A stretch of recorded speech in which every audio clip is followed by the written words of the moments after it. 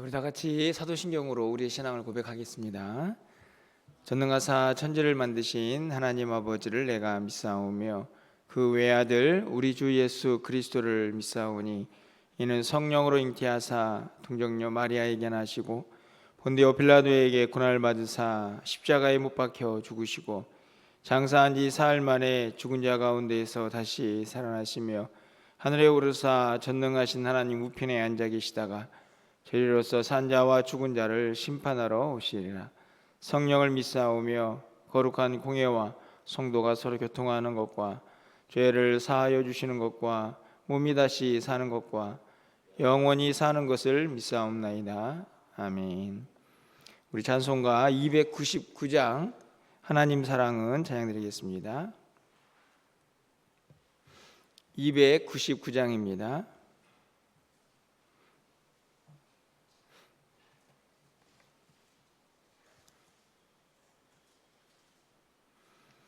하나님 사랑은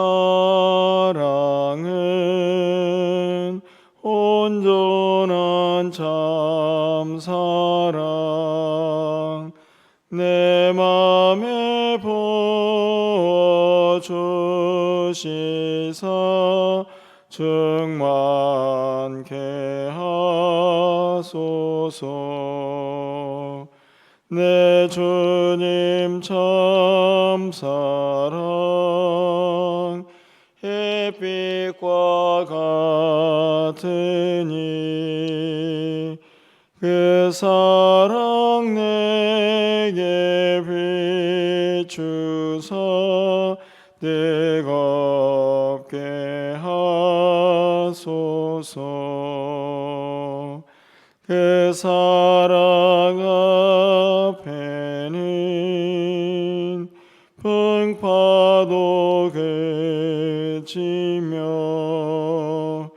어두운 밤도 안하니 그 힘이 크도다. 하나님 사랑은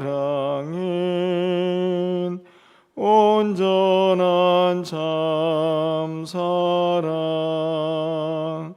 내 맘과 영에 채우사 새 힘을 주소서.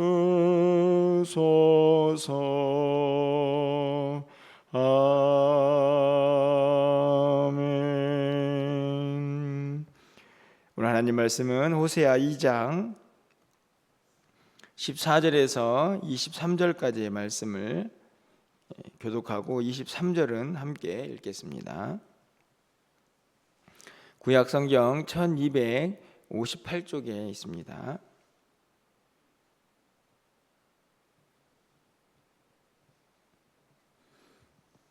그러므로 보라, 내가 그를 타일러 거친 들로 데리고 가서 말로 위로하고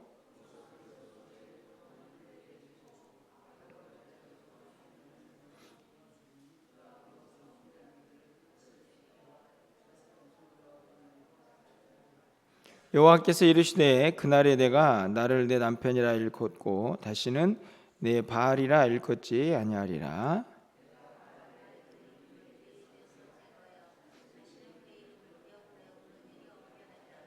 그날에는 내가 그들을 위하여 들짐승과 공중의 새와 땅의 곤충과 더불어 언약을 맺으며 또 이 땅에서 활과 칼을 꺾어 전쟁을 없이 하고 그들로 평안히 눕게 하리라.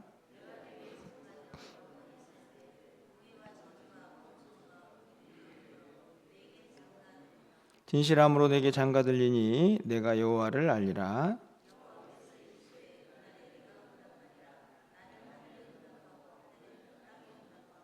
땅은 곡식과 포도주와 기름에 응답하고 또 이것들은 이스라엘에 응답하리라. 내가 나를 위하여 그를 이 땅에 심고 긍휼히 여김을 받지 못하였던 자를 긍휼히 여기며 내 백성 아니었던 자에게 향하여 이르기를 너는 내 백성이라 하리니 그들은 이르기를 주는 내 하나님이시라 하리라 하시니라. 아멘. 이 땅에는 이 많은 관계들이 있습니다. 사람들을 만나면서 이런저런 모습의 관계들을 이제 형성을 하면서 살아가는데요. 우리가 잘 알다시피 이 땅에 맺어지고 또 존재하는 관계 중에서 가장 가깝다라고 말할 수 있는 관계는 두말할 것 없이 저는 부부 관계라 이렇게 생각을 합니다. 남편과 아내의 관계가 이 땅에 존재하는 관계 중에서 아마 가장 가깝지 않나 생각이 듭니다. 물론 돌아서면 남이라고 이야기하기도 하고 또 어떤 사람들은 원수다 이렇게 말하는 사람도 있지만 그럼에도 불구하고 일반적으로 이 땅에 존재하는 관계에서 아마 가장 가까운 것은 남편과 아내의 관계가 아닌가 생각이 듭니다. 그렇기 때문에 성경에서도 이 하나님과 우리 사이의 관계 또 예수님과 또 우리 사이의 관계를 자주 이 땅에 존재하는 관계로 이렇게 설명을 하기도 합니다. 그래서 남편과 아내의 관계를 또 신랑과 신부의 관계를 설정을 해서 하나님과 우리 사이의 관계 또 예수님과 우리 사이의 관계를 설명을 하기도 하죠. 이 말은 무엇을 의미합니까? 얼마나 하나님과 우리 사이가 가까운가 하는 것을 분명히 이제 드러내는 그런 말씀이라고 생각이 드는데 아마 호세아서는 다른 이 성경과는 다르게 아마 그 내용이 전체적으로 다 배경으로 깔려 있는 그런 말씀이 아닌가 생각이 듭니다. 그 이유는 바로 이 호세아와 음란한 여인인 이 고멜과의 이 혼인 관계 거기에서부터 그 배경으로 말씀이 계속 전개가 되고 있기 때문이죠. 오늘 이 2장에 있는 말씀 우리가 읽은 본문에서 가장 파격적이고 충격적이다라고 할 수 있는 표현이 하나 있다고 저는 생각하는데 그것이 무엇이냐 하면 장가들리라 하는 말씀입니다. 누가 누구에게 장가를 들겠다고 하느냐? 하나님이 이스라엘 백성들에게 하시는 말씀이죠. 쉽게 말하면 왕이 그 백성들에게 창조주가 피조물에게 그렇죠? 사실은 어떻게 보면 하나님과 우리 사이의 관계는 이 남편과 아내의 관계가 아니고 주정 관계여야 하는 그렇죠. 주인과 종의 관계여야 그 모습이 어떻게 보면은 알맞다, 적당하다 이런 생각이 드는데 오늘 본문에 보면 하나님께서 친히 장가 들리라 이렇게 말씀합니다. 이스라엘 백성들이 결혼해 달라고 애쓰는 게 아니고 그렇게 기도하는 게 아니라 하나님께서 직접 그들과 장가를 들리라 그들과 이 남편과 아내의 관계를 맺겠다라고 말씀을 하는 것이죠. 그렇기 때문에 파격적이라고 말씀을 드릴 수 있다 하는 것입니다. 오늘 이제 호세아서 2장을 읽었는데 2장에는 우리가 읽은 본문에는 이스라엘 백성들이 얼마나 타락했는가 하는 것보다도 하나님께서 그 백성들을 어떻게 끝까지 붙잡고 계시고 어떻게 그들을 회복시킬 계획을 가지고 계시는가 하는 말씀이 아주 잘 드러나 있습니다. 당연히 그 회복의 주권, 주체는 바로 하나님 편에 있다 하는 것을 우리는 다시 한번 깨닫게 되죠. 오늘 본문을 통해서 한 번 더 봅니다. 14절 말씀을 보면 그러므로 보라 내가 그를 타일러 거친 들로 데리고 가서 말로 위로하고 이 타일러서 거친 들에 이제 광야 같은 곳이죠. 빈들인데 그런데 데리고 와서 말로 위로하고 이 타이르는 것도 위로하는 것도 다 지금 하나님 편에서 시작하는 회복의 모습들입니다. 15절 말씀도 그의 포도원을 그에게 주고 악을 골짜기 고난의 골짜기라고 할 수 있는 곳이 소망의 문으로 열려지는 그런 모습도 마찬가지입니다. 그가 거기서 응대하기를 어렸을 때와 애굽 땅에서 올라오던 날과 같이 하리라. 어렸을 때 그리고 애굽에서 올라오던 때는 다 그냥 기쁠 때죠. 어렸을 때는 그냥 뭐 막연한 기쁨들 그렇죠.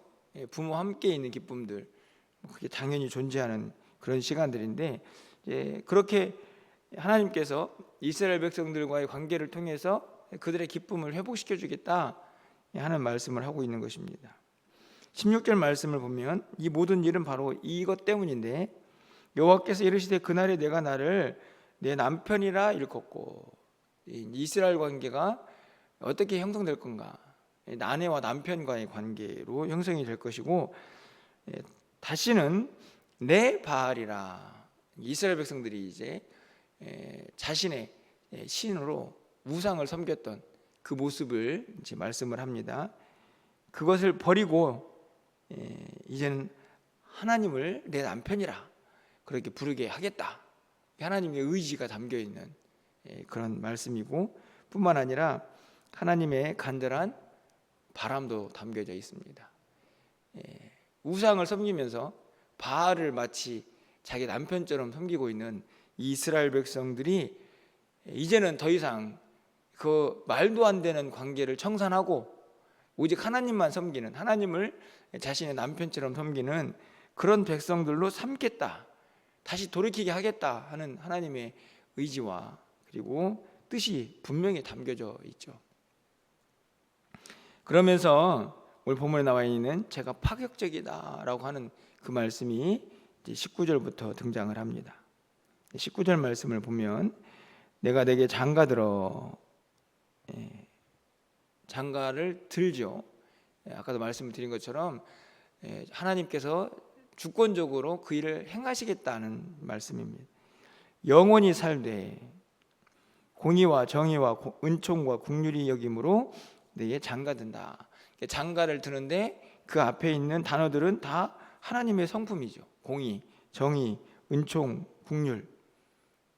이 말은 하나님께서 그 하나님의 성품을 그대로 가지고 이스라엘 백성들을 대하시겠다 하는 말씀입니다.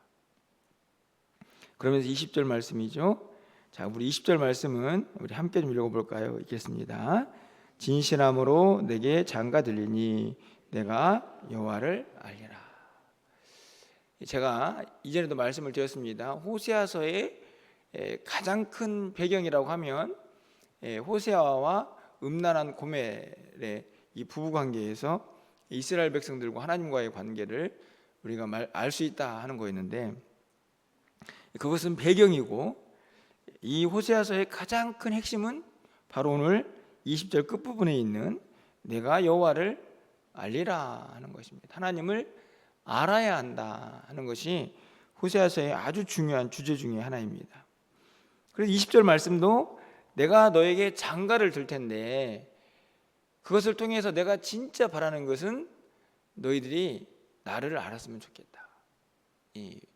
하나님이 어떤 분이시고 하나님의 마음이 진짜 어떤 마음인가, 그것을 좀 그들이 분명히 깨달았으면 좋겠다 하는 간절한 바람이 이 말씀 속에 담겨져 있습니다. 그러니까 지금 하나님께서 그들을 회복시키고 그들과 남편과 아내의 관계를 맺기 위해서 장가를 들고 하는 모든 과정이 무엇 때문이냐? 결국에는 그들이 제발 하나님이 누군지, 하나님이 뭘 원하시는지를 좀 알았으면 좋겠다 하는 간절한 바람이 이곳에 담겨져 있습니다. 여러분, 하나님을 어떻게 알고 계십니까? 여러분에게 하나님은 어떤 분이십니까? 하나님은 여러분에게 지금 무엇을 원하시는가? 저는 이 시대의 우리의 모습도 다르지 않다 생각합니다. 하나님께서 어떤 분이신지, 하나님께서 우리에게 뭘 원하시고 우리에게 바라는 것이 무엇인가, 그것은 오늘 이스라엘 백성들처럼 하나님을 우리의 남편으로 살고 있는 아내된 입장에서의 마땅히 해야 할 모습이고 본분인 것을 우리는 다시 한번 깨닫게 됩니다. 그냥 내 마음대로, 내 생각대로, 내 원하는 대로 사는 것은 분명한 그리고 진정한 부부관계가 아닌 것이죠. 오늘 본문에 보면 20절에서도 진실함으로 내게 장가든다. 그러니까 이 관계가 그냥 대충 아무렇게나 형성된 관계가 아니라 거기에 진심이 담기고 그리고 그 안에 완전한 하나님의 마음이 담겨져 있는 그런 관계인 것을 분명히 깨닫게 됩니다. 여러분, 이 결혼식, 이 장가드는 이야기를 그냥 단순히 하는 것이 아니라 18절 말씀을 보면 그 증인이라고 해야 할까요? 여러분 결혼식에는 증인이 있지 않습니까?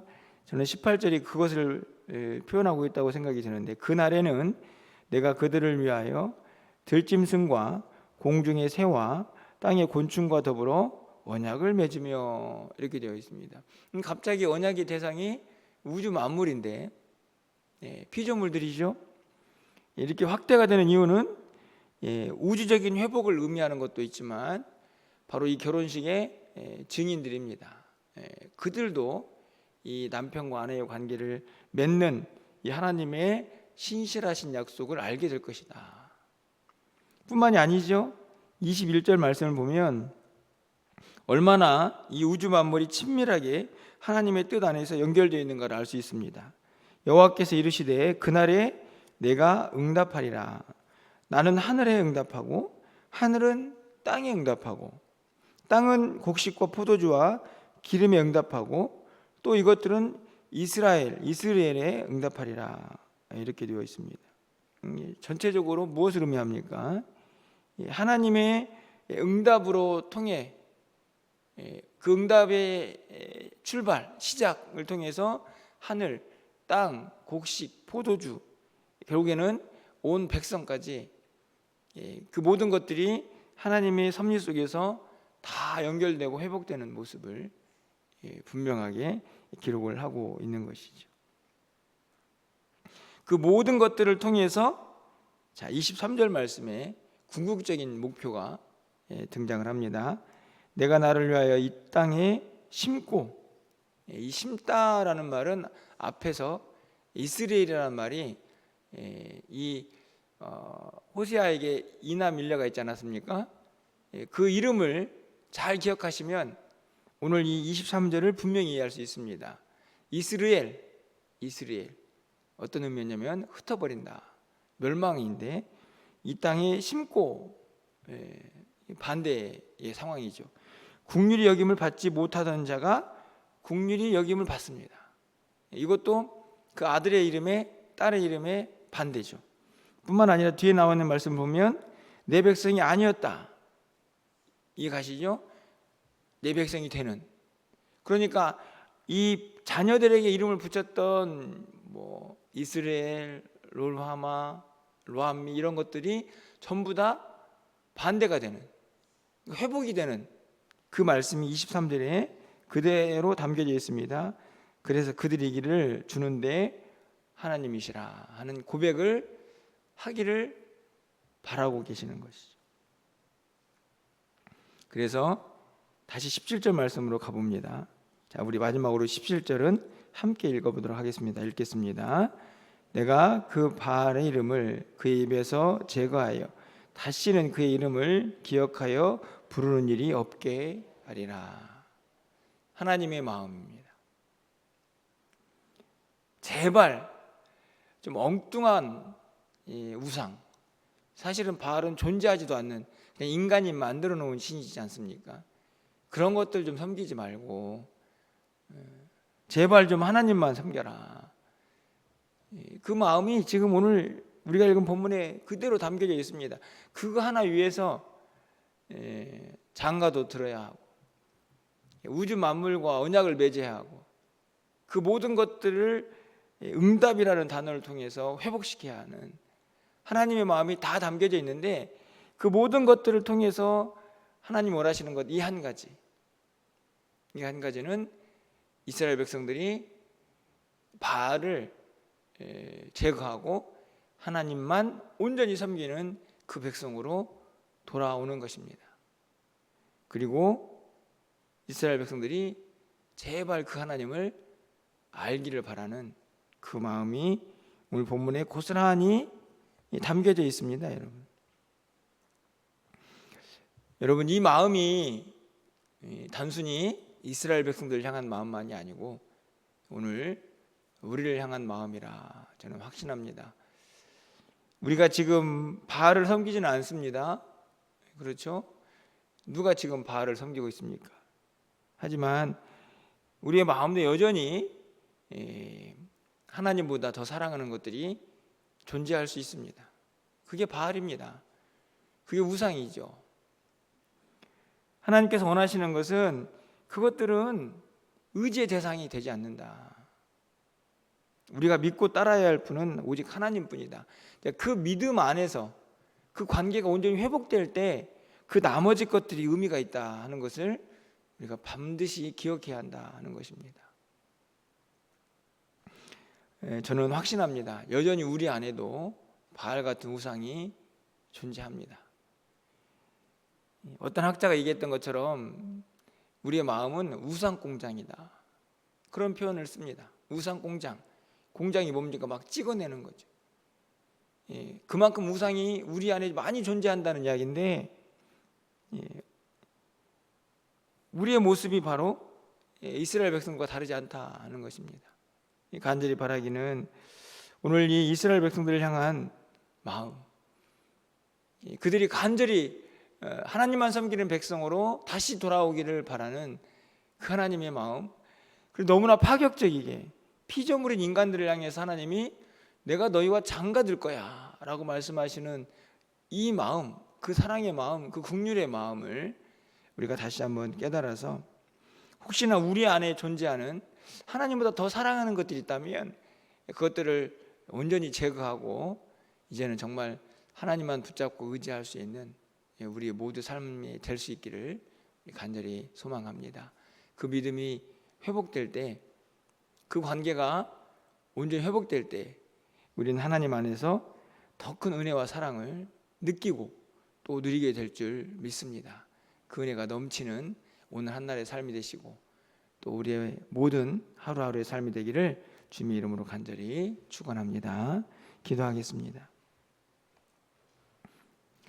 사랑의 하나님, 어떻게 신이 인간과 결혼을 할 수 있습니까? 어떻게 창조주 하나님께서 피조물인 우리와 결혼을 할 수 있는지 오늘 본문은 너무나 파격적인 말씀을 하고 있지만 우리가 얼마나 하나님의 그 사랑과 그 마음을 잘 알고 있는지 다시 한번 돌아보게 됩니다. 너무 연약하여서 하나님을 믿고 섬긴다 그렇게 고백을 하지만 여전히 하나님보다 더 사랑하는 것들이 이 땅에 너무 많은 우리들인 것을 이 시간 고백하오니 하나님 용서하여 주시옵소서. 겉으로 보기에는 하나님 참 잘 섬기는 것처럼 보여지는데 우리의 마음속에는 순간순간 하나님보다 더 위에 있는 것들이 너무 많이 있음을 고백합니다. 하나님, 이제는 그 바알 같은 우상들은 다 제거하게 하여 주시고 오직 하나님만 온전히 섬기며 의지하는 믿음의 사람들이 다 될 수 있도록 주님 인도하여 주시옵소서. 이 땅의 모든 관계는 하나님과의 관계가 온전해질 때에 그것이 진정한 회복을 누릴 수 있다는 사실을 분명히 깨닫게 하여 주시옵소서. 우리 안에도 회복되어야 될 이 땅에 많은 관계들이 있습니다. 하나님, 먼저 하나님을 의지하는 믿음 안에서 우리가 바라는 모든 관계들도 온전히 회복될 수 있도록 인도하여 주시옵소서. 우리 공동체 안에도 그런 은혜가 넘쳐나기를 간절히 소망하고 또 그로 인하여서 하나님께서 원하시는 귀한 사명들이 우리 교회를 통해서 온전히 이루어질 수 있도록 주님 역사하여 주시옵소서. 오늘 저녁에 있을 금요 기도회 가운데에도 예배하시는 은혜가 차고 넘치게 하시고 내일 또 새가족 환영회가 있는데 모든 일정들이 하나님의 뜻 안에서 은혜롭게 잘 진행될 수 있도록 주께서 친히 역사하여 주시옵소서. 오늘 하나 우리의 모든 삶을 주님이 주관하여 주시고 하나님의 뜻 안에서 주의 영광만 가득한 한날의 삶이 되게 하여 주시옵소서. 예수 그리스도의 이름으로 기도합나이다. 아멘.